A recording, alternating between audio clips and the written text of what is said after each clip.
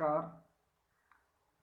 Electrohomoeopathy class के इस episode के 9वें क्रम में मैं आपके बीच आपका प्यारा दोस्त डॉक्टर अनिल श्रीवास्तव, बस्ती उत्तर प्रदेश से। आज इससे पहले कि मैं अपना क्लास आरंभ करूं और आपसे कुछ अपनी बात करूं,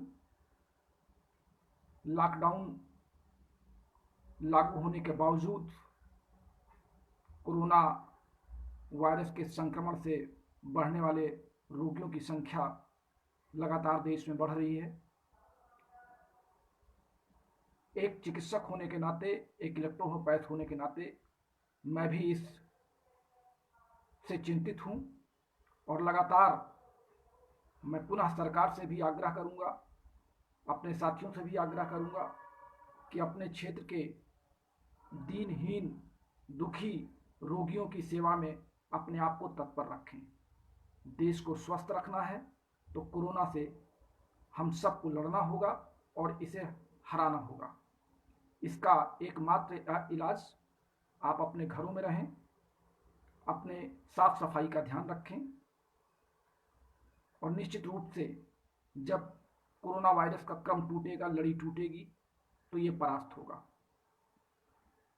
आप सबको मैं ये सलाह देता हूं कि आप सब तक ये बात पहुंचाएं कि अपने घरों में ही रहना एकमात्र इसका इलाज वर्तमान में संभव है।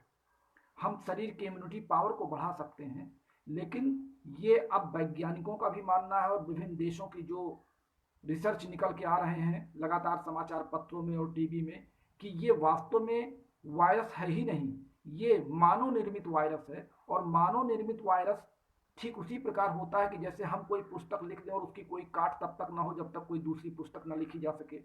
तो अगर किसी देश के द्वारा, मैं नाम नहीं लूंगा, अगर किसी देश के द्वारा उसके प्रयोगशाला में या उसके लैब में इस तरह का कोई वायरस निर्मित करके और विश्व में भ्रमण के लिए छोड़ दिया गया है, विश्व को परेशान करने के लिए छोड़ दिया गया है, तो निश्चित रूप से इसकी काट लाने में, इसका एंटीडोज बनाने में सभी देशों को कुछ समय लगेगा। अगर ये वायरस होता या कोई रोग होता तो इसकी दवाएं निश्चित रूप से पूरे विश्व में होती, हर देश इस पर काबू पा लेता। लेकिन जिस रूप में ये फैल रहा है उस रूप में अब ये वास्तव में प्रमाणित हो चुका है कि किसी लैब की खुराफात है। और जब तक फिर हम किसी लैब में इसका एंटीडोज नहीं बनाएंगे तब तक ये महामारी से हमको निरंतर लड़ते रहना है। ये बात हमको ध्यान में रखनी पड़ेगी। आइए अब कोरोना वायरस के संक्रमण से थोड़ा सा अलग हटके अपने मूल विषय पर आते हैं। इलेक्ट्रोहोम्योपैथी के क्षेत्र में हमने कल भी आपसे निवेदन किया था और पुनः निवेदन करता हूं कि मैं आपके लिए सायं 4 बजे से 6 बजे तक खाली बैठता हूं। आप अपने फोन कॉल्स मुझे 4 बजे से 6 बजे तक ही करिए। उसके बाद कुछ मेरी अपनी घरेलू व्यस्तता होती है, कुछ मैं भी सामाजिक प्राणी हूं तो कुछ टीवी और न्यूज समाचार सीरियल देख करके अपना मनोरंजन करता हूं। उसके बाद भोजन का समय होता है, रात में 10 बजे, 11 बजे, 11:30 बजे आपका फ़ोन, मैं अगर फ़ोन बज रहा है मैं ना उठाऊं तो आपको कष्ट की हो सकता है मैं बहुत बड़ा अहंकारी हो गया या मैं आपके फ़ोन का रिस्पॉन्स नहीं दे रहा हूं।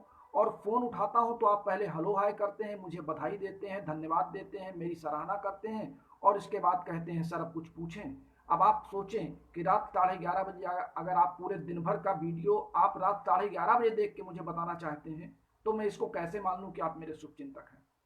हाँ, ये हो सकता है कि सुबह आप हेलो हाय कर सकते हैं कुछ देर के लिए, लेकिन कोशिश कीजिए कि शाम को 4 से 6, जब मैं आपके लिए रिजर्व एक मैंने समय रखा है केवल अपने इलेक्ट्रोहोम्योपैथिक चिकित्सकों के लिए, तो आप उसी समय का प्रयोग करें।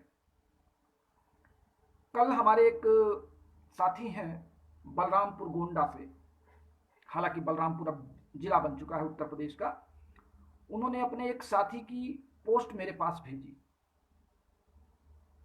और नाम उनका उन्होंने लिखा था, मैं इस समय नाम याद नहीं कर पा रहा हूं, और उनके उस साथी ने एक पोस्ट में लिखा मुझे कि डॉक्टर अनिल श्रीवास्तव अगर ये कहते कि इलेक्ट्रोहोम्योपैथी की दवाएं एंजाइम्स की तरह हैं, यानी एंजाइम्स नहीं है, एंजाइम्स की तरह हैं, तो शायद उनको बहुत खुशी होती।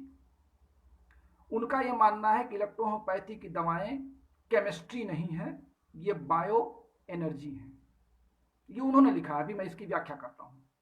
उन्होंने ये भी लिखा है कि इलेक्ट्रो होम्योपैथी और इलेक्ट्रो कॉम्प्लेक्स होम्योपैथी का प्रमाण जर्मनी ने doctor V Kumar, doctor NL Sinha, doctor Idrisi और डॉक्टर एक दो तीन चार डॉक्टरों के नाम उन्होंने लिख करके एक लंबी लिस्ट बना के मेरे पास भेजी है। यानी कुल मिलाकर के हमारे कल के लेसन का उन्होंने जो समरी निकाला, जो बताना उन्होंने चाहा, उस पर मैं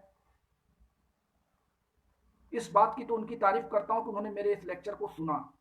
सुनने के बाद उन्होंने मुझको ओवरटेक करने का प्रयास किया, लेकिन उस प्रयास करने में बड़ा दुर्भाग्य है कि उन्होंने ये कहा कि इलेक्ट्रोहोम्योपैथी की औषधियां या इलेक्ट्रोहोम्योपैथी के पौधों में पाए जाने वाले पदार्थ केमिकल नहीं है, और उन्होंने कहा कि इसको केमिस्ट्री से जोड़ना ठीक नहीं है। मुझे हंसी भी आ रही है, और अगर मैं इस बात को खुले रूप में कह दूं कि हमारे इलेक्ट्रोहोम्योपैथी के वर्तमान के समाज में अगर 100 डॉक्टर हैं, डॉक्टरों में 85 डॉक्टर ऐसे हैं जो विज्ञान से संबंध नहीं रखते। उन्होंने सिर्फ ये सुना कि ये कोई चिकित्सा विधि है, और एन केन प्रकारणेन, जिसको देहाती शब्द में जुगाड़ कहते हैं, जुगाड़ से उन्होंने इलेक्ट्रोहोम्योपैथी का कागज प्राप्त कर लिया और अपने आप को इलेक्ट्रोहोम्योपैथी का डॉक्टर प्रतिस्थापित करने लगे। लेकिन वो प्रतिस्थापित कर नहीं पाए, क्योंकि वो दूसरी चिकित्सा पद्धतियों की बैसाखी बने रहे। और इसीलिए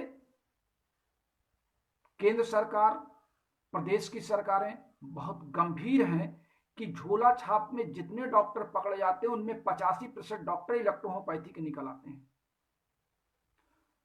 सुप्रीम कोर्ट ने कहा कि झोला छाप वे चिकित्सक कहलाएंगे जो किसी भी अन्य चिकित्सा पद्धति को अपना करके चिकित्सा कार्य करते पाए जाएंगे।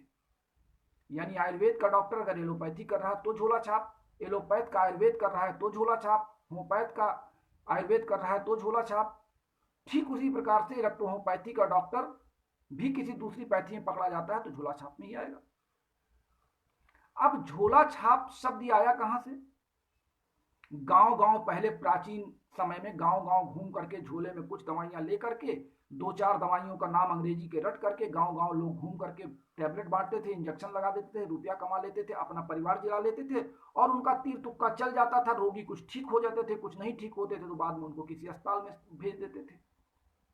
ये वही लोग हैं जिन्होंने चिकित्सा विज्ञान को ठोकर मारी, ठोस पहुंचाया, और बाद में तमाम कड़ाइयों के चलते इन लोगों ने सोचा कि कोई शॉर्टकट रास्ता हो जाए जिससे हमारे पास एक कागज हो जाए। तो दौर चला इलेक्ट्रोहोम्योपैथी के संक्रमण का। इलेक्ट्रोहोम्योपैथी का संक्रमण काल 1920 से लेकर के आज 2020 तक, यानी 100 साल से चल रहा है। कभी आगे, कभी पीछे, कभी बहुत अच्छी स्थिति में और कभी बहुत खराब स्थिति में। 2004 में एक ऐसी स्थिति आ गई जब ये लगा कि इलेक्ट्रोहोम्योपैथी मर जाएगी। फिर 2012 के बाद इसमें सांसें आनी शुरू हुई, और 2018, 19, 20 तक आते आते हम अपने आप को और समृद्ध कर ले गए।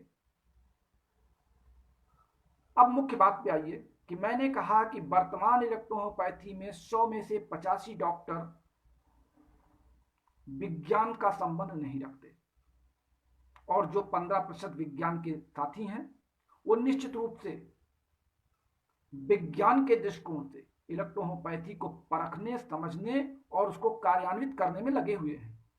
मैं उन सारे चिकित्सकों का आभार व्यक्त करता हूं। विश्व की कोई भी चिकित्सा विज्ञान बिना केमिस्ट्री के नहीं चलती, बिना रसायन विज्ञान के नहीं चलती, और विश्व की कोई भी चिकित्सा विधि शरीर क्रिया विज्ञान के बिना नहीं चल सकती। विश्व की कोई चिकित्सा विधि बिना पौधों के शरीर क्रिया विज्ञान को जाने नहीं चल सकती, और जीव विज्ञान शरीर की हर क्रियाओं को बताने वाला वो विज्ञान है जिसमें जीव और रसायन दोनों का समावेश है। इसीलिए इसको बायोकेमिस्ट्री के अंतर्गत कहा गया है कि हम जब किसी औषधि के बारे में या किसी प्लांट के फिजियोलॉजी के बारे में हम जब गहन अध्ययन में जाते हैं तो फिर बायोकेमिस्ट्री हमको पढ़ना पड़ता है। बायोकेमिस्ट्री एक सब्जेक्ट ही है जहां पे बायो और केमिस्ट्री दोनों शब्द जोड़ा गया है।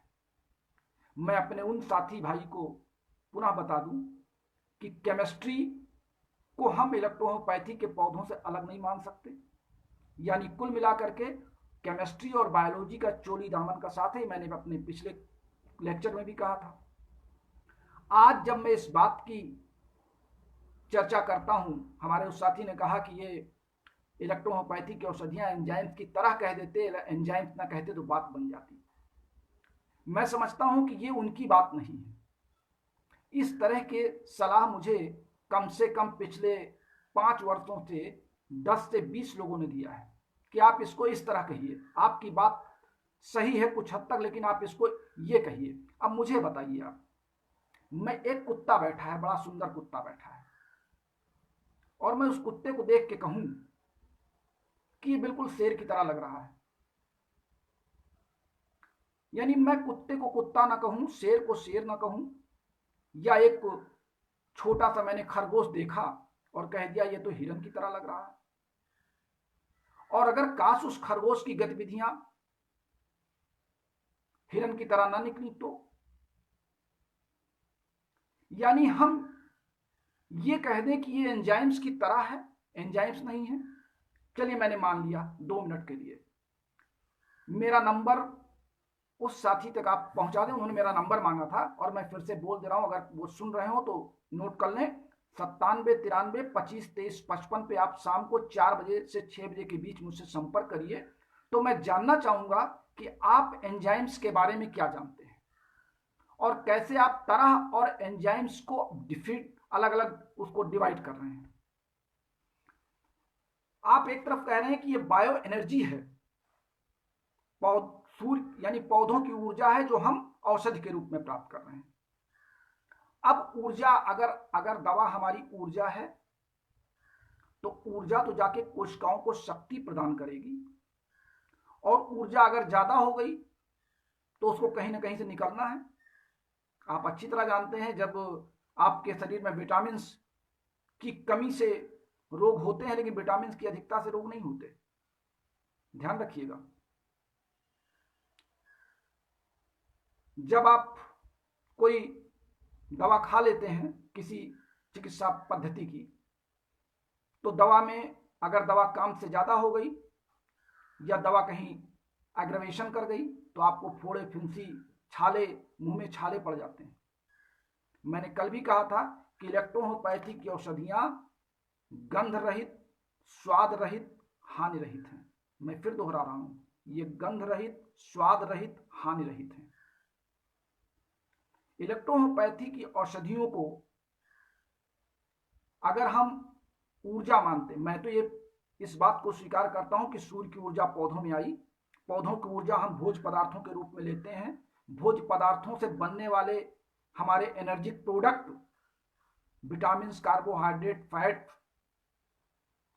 ये हमको शरीर में कोशिकाओं में ऊर्जा प्रदान करते हैं। वो ऊर्जा जाके हमारे कोशिकाओं के माइटोकॉन्ड्रिया में संरक्षित रहती है, और समय समय पे जब हम कार्य करते हैं तो माइटोकॉन्ड्रिया से ऊर्जा हमको फिर पुनः परिवर्तन के रूप में दी जाती है।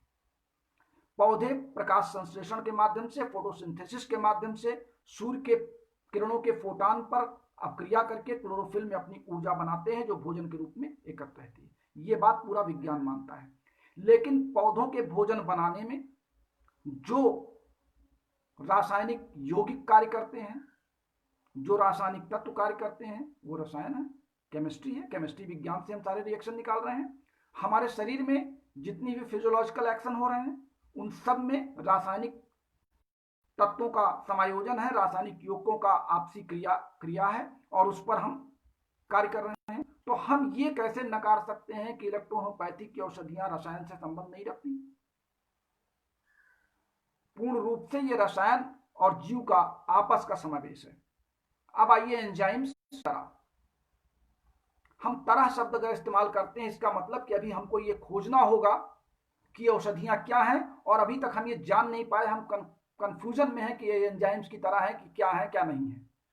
लेकिन doctor Anil Srivastava and company का ये मानना है कि ये इलेक्ट्रोहोम्योपैथी की औषधियां पूर्ण रूप से ही एंजाइम्स हैं, क्योंकि इनके दवाओं में जो प्रोटीन के लक्षण हैं वो लक्षण पाए जाते हैं।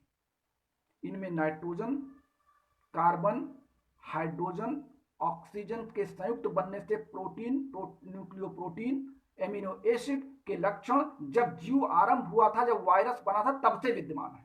वो पौधों में विद्यमान है, हमारे शरीर की कोशिकाओं में विद्यमान है। मानव की कोशिकाओं में पाए जाने वाले एंजाइम्स और पौधों की कोशिकाओं में पाए जाने वाले एंजाइम्स में कुछ अंतर है।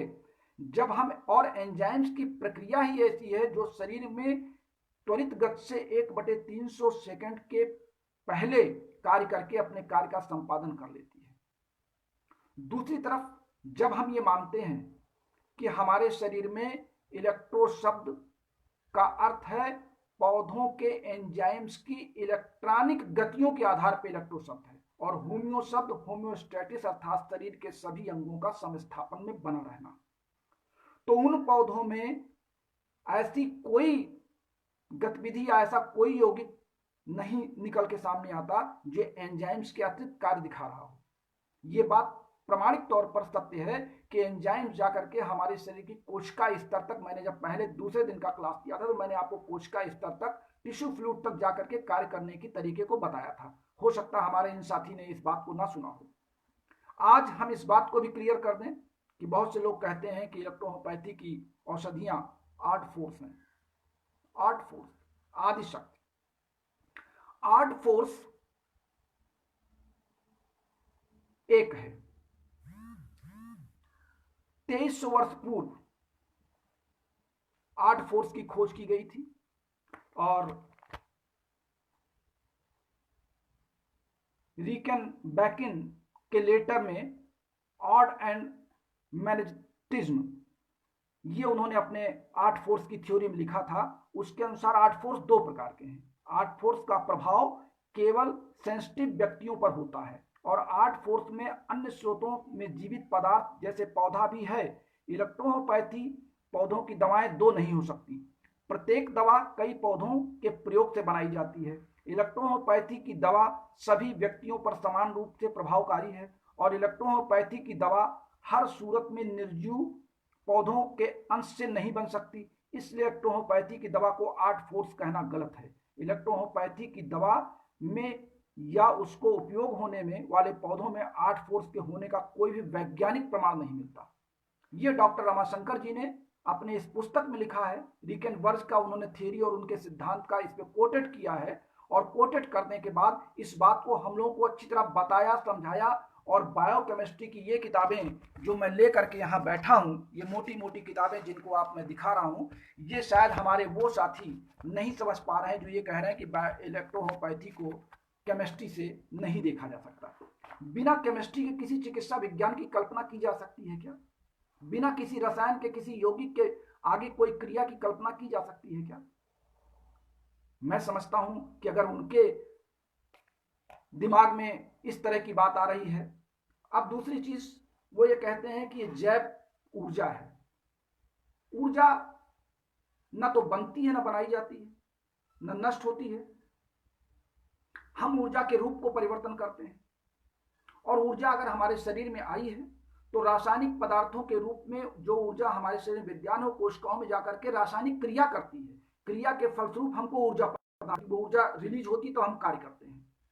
हमारी औषधियां अगर हमारे शरीर में जाके क्रिया करती तो इनका कोई ना कोई परिणाम भी दिखाई पड़ता। परिणाम का मतलब एग्रावेशन या कम या ज्यादा।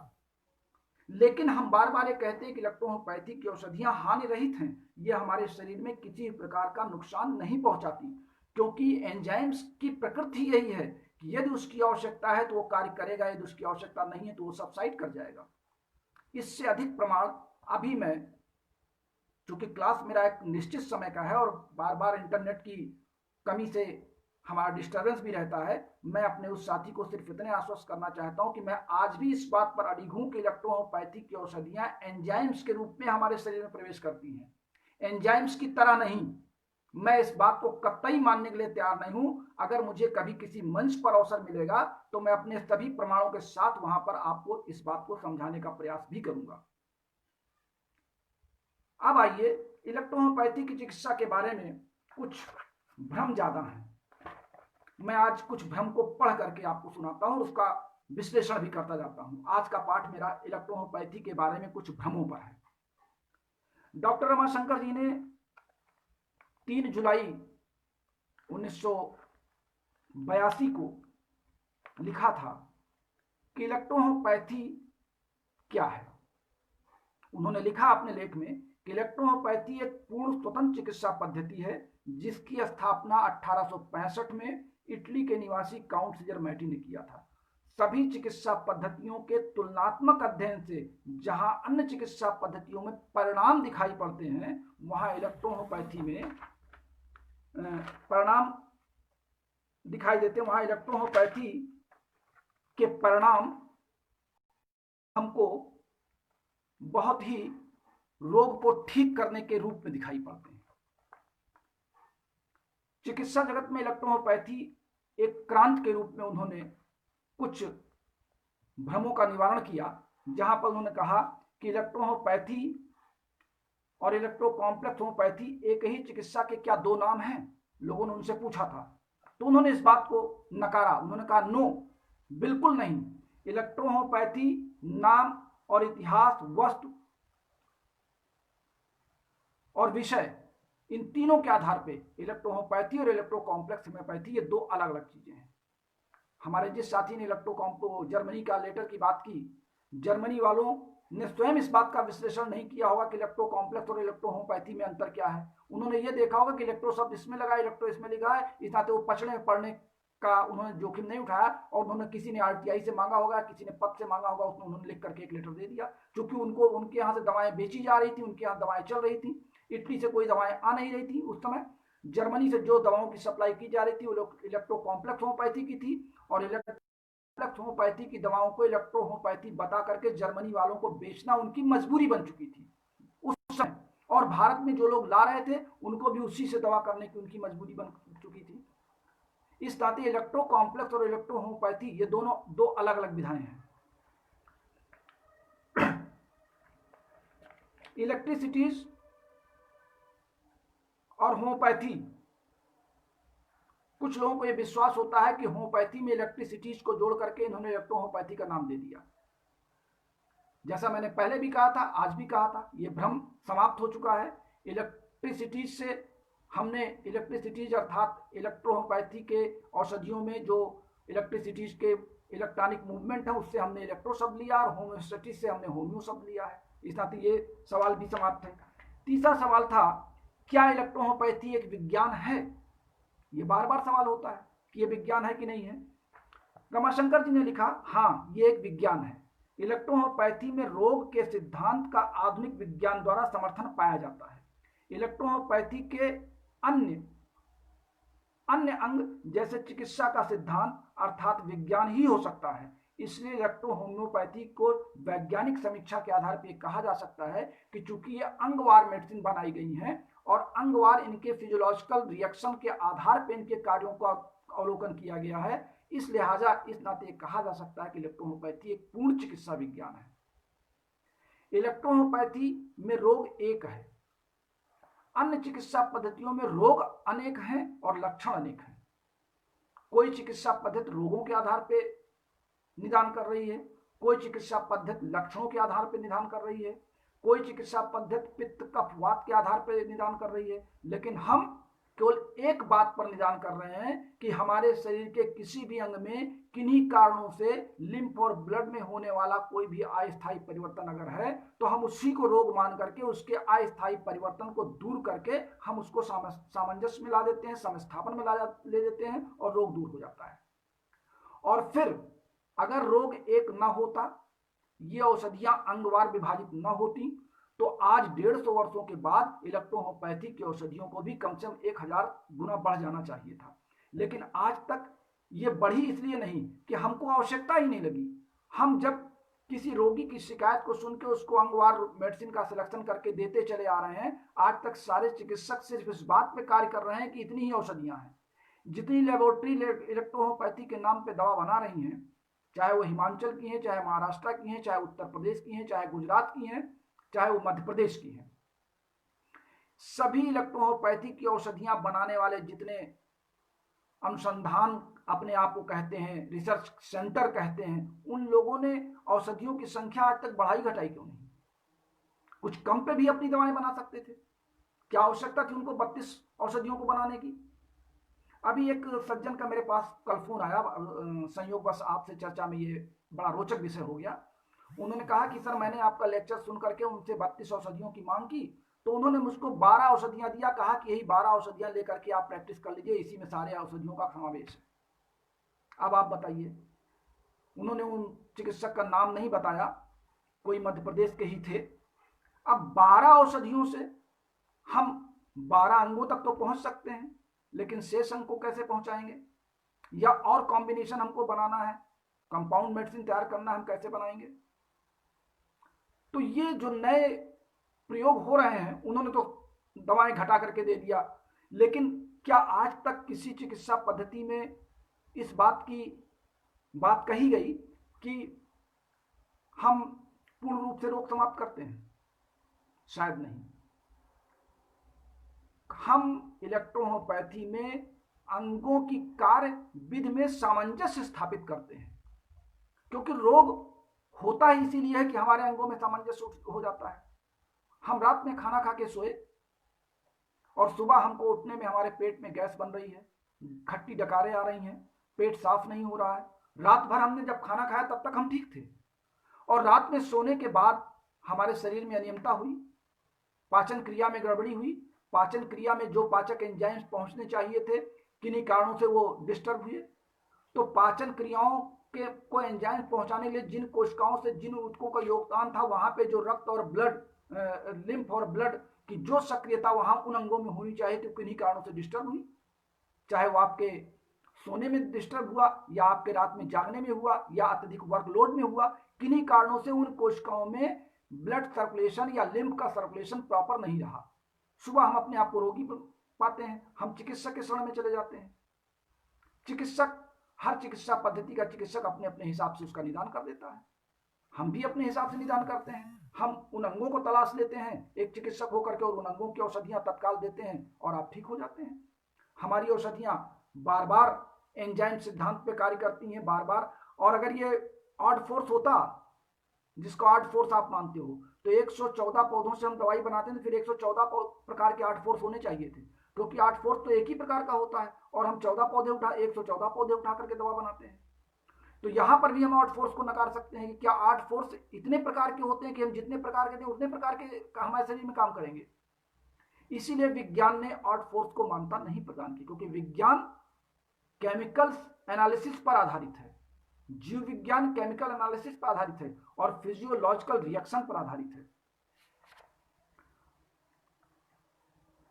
इलेक्ट्रोहोम्योपैथी की दवाएं क्या है, इसके बारे में रमाशंकर जी ने 3 लाइन के बारे में बताया है कि इलेक्ट्रोहोम्योपैथी की दवाएं को ऑड फोर्स बताना विज्ञान की मान्यता के विपरीत है।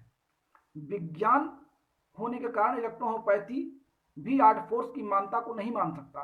पौधों के रासायनिक यौगिकों में रासायनिक ऊर्जा के होने के प्रमाण हैं, पर अन्य किसी अंश या पौधों के फोर्स होने के प्रमाण नहीं है। पौधों से तैयार होने वाले इलेक्ट्रोहोम्योपैथी की दवाओं में पाए जाने रासायनिक तत्वों में ऐसा कुछ गुण नहीं पाया गया जो ऑड फोर्स का प्रमाण देते हैं। इलेक्ट्रोहोम्योपैथी की फार्मेसी, पौधों के रासायनिक संगठन, इलेक्ट्रोहोम्योपैथी की दवाओं और गुणों पर विचार करने से इलेक्ट्रोहोम्योपैथी की दवाएं व्यवहारिक रूप से एंजाइम ही हैं। उन्होंने इस बात को क्लियर किया है। पौधे के अन्य रासायनिक यौगिकों में दवा हो सकते हैं, पर उनकी मात्रा इतनी कम है कि वो निष्क्रिय हैं, ये इन्होंने लिखा है।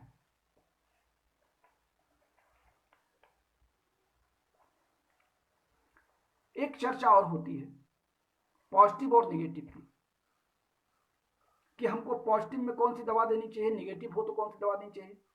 पॉजिटिव नेगेटिव को भी इलेक्ट्रो कॉम्प्लेक्स होम्योपैथी तो मानता है, क्योंकि उनके फार्मूले को मैंने आज तक स्टडी नहीं किया। मैं आपसे सीधी सी बात करूं, क्योंकि मैंने इलेक्ट्रो कॉम्प्लेक्स होम्योपैथी की किताबों को पढ़ने के बाद कुछ 1-2 वर्ष मैंने उन किताबों का अध्ययन किया, लेकिन मुझे अध्ययन से कोई निष्कर्ष निकल के सामने नहीं आया, लिहाजा मैंने उन किताबों को ज्यों का त्यों बंद कर दिया। इलेक्ट्रो कॉम्प्लेक्स होम्योपैथी निगेटिव और पॉजिटिव और बॉडी के आधे अंगों को पॉजिटिव, आधे को निगेटिव, और उसके पॉइंट्स और टर्म, और ऊपर से आपको क्या कहना है कि लोशन देना, उस पर स्पंज करना, ये जो उन्होंने बताया, हम इलेक्ट्रोहोम्योपैथी के औषधियों को जब एंजाइम्स के रूप में स्वीकार कर चुके हैं तो हम इन बातों को नकारते हैं। पॉजिटिव और निगेटिव ये शरीर के लक्षण हो सकते हैं, सिम्टम्स हो सकते हैं, रोग नहीं हो सकते। एग्रावेशन हो सकते हैं किसी अन्य खाद्य पदार्थों के, रोग का बढ़ जाना। अब जैसे आप कहते हैं बुखार बहुत तेज है तो आपने इसको पॉजिटिव मान लिया, बुखार हल्का है तो नेगेटिव मानेंगे। आपको पाचन क्रिया में दर्द, मान लीजिए पाचन क्रिया में आपको खट्टी डकार बहुत ज्यादा आ रही है तो आप इसको पॉजिटिव मानेंगे। और अगर केवल आपकी लैट्रिन साफ नहीं हो रही, आपका पेट साफ नहीं हो रहा तो आप इसको नेगेटिव मानेंगे। पॉजिटिव और नेगेटिव से आपका संबंध क्या है? पॉजिटिव और नेगेटिव ये शरीर के रोग के लक्षण हो सकते हैं लेकिन रोग नहीं हो सकता। इसलिए हम इलेक्ट्रोहोम्योपैथी में हम रोग की का निदान करते हैं। रोग हमारे पास एक ही है, any persistence change in the lymph और blood that is called disease, not positive not negative. There is no vacancy of negative and positive disease, there is no position of dilution और पोटेंसी, क्योंकि हम enzyme से एक निश्चित मात्रा में काम करते हैं। एक निश्चित पदार्थ जो एंजाइम्स के किसी फिजियोलॉजिकल रिएक्शन में, जो भी हमारी फिजियोलॉजिकल रिएक्शन बॉडी के अंदर होते हैं, उनमें हर क्रिया में एंजाइम्स की एक निश्चित मात्रा होती है। उस मात्रा से कम या उस मात्रा से ज्यादा पर वो क्रिया प्रभावित नहीं होती है।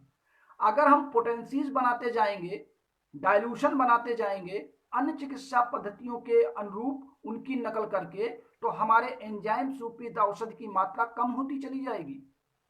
और जिसको हम 1000वां डाइल्यूशन, 5000वां डाइल्यूशन, 200वां डाइल्यूशन कहते हैं, वहां पर हमारे एंजाइम्स की मात्रा हमारे एक चिकित्सक के रूप में दी जाने वाली औषधि के में कम होती जाएगी और हम उस पर सफलता नहीं पा पाएंगे। अगर हम ये कहते हैं कि अन्य चिकित्सा पद्धतियां डाइल्यूशन का प्रयोग करती हैं, पोटेंसी का प्रयोग करती हैं, तो अन्य चिकित्सा पद्धतियां सिम्टम्स पर भी कार्य करती हैं। वो सिम्टम्स को तलाशने के बाद एक ही दवा सेलेक्ट करती हैं और उस दवा को उठाकर रोगी को देते हैं कि इतने लक्षण इस दवा में मिल रहे हैं तो ये दवा मैं दूंगा तो इस रोगी को काम करेगा, क्योंकि इसके शरीर में इतने लक्षण मिल रहे हैं। हम तो कोई लक्षण देख नहीं रहे, हम तो अंग देख रहे हैं। शरीर को हमने 32 अंगों में बांट दिया, 32 अंगों की एक एक दवा बना दी। हमको रोगी की शिकायत में जितने अंग लग रहे हैं उन अंगों की दवा हमने उठाया और दे दिया। हमारे एक दवा में 10 से 15 पौधे मिले हुए हैं, हर पौधे की अपनी अपनी विशेषता है, हर पौधे के एंजाइम्स के अलग अलग गुण हैं। वो सारे गुण मिला करके हमने उसके फिजियोलॉजिकल रिएक्शन को शरीर के फिजियोलॉजिकल रिएक्शन से टैली कर दिया और दिया, हमारा रोगी ठीक हो गया। हमारी सीमाएं ये हैं, हमारी क्राइटेरिया ये है। इलेक्ट्रोहोम्योपैथी को एक लक्ष्मण रेखा में 32 औषधियों में बांट दिया गया है। उसके आगे ना हम हैं ना उसके पीछे हैं, हम उसी में घूमते हैं।